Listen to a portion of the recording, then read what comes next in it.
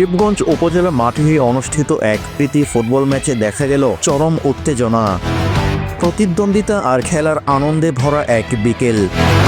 তবে দিনের সব আলো কেড়ে নিল উপজেলা প্রশাসনের দল, যারা গণমাধ্যম কর্মীদের বিপক্ষে তুলে নিল 7-0 গোলের এক দাপুটে জয়।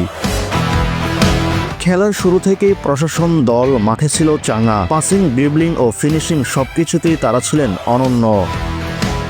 প্রথমার্ধে তারা এগিয়ে যায় 4-0 গোলে, আর দ্বিতীয়ার্ধে তারা আরও 3টি গোল করে পুরো ম্যাচটি নিজেদের দখলে নিয়ে নেন।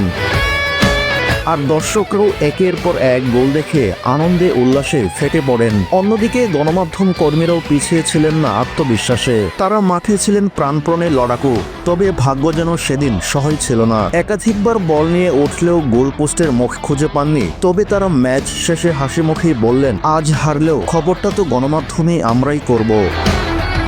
খেলা শেষ উপজেলা নির্বাহী কর্মকর্তা ও সাংবাদিক নেতৃবৃন্দ পরস্পরকে শুভেচ্ছা জানান এবং ভবিষ্যতেও এমন সৌহার্দ্যপূর্ণ আয়োজন চালিয়ে যাবার আশাও পুনর্ব্যক্ত করেন।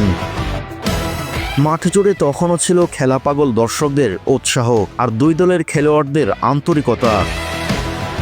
এ প্রীতি ম্যাচ শুধু একটি খেলা নয়, ছিল প্রশাসন ও গণমাধ্যমের পারস্পরিক সম্পর্ক আরও জোরদার করার এক আনন্দঘন উপলক্ষ। মোহাম্মদ আব্দুল আওয়াল, চাঁপাইনবাবগঞ্জ।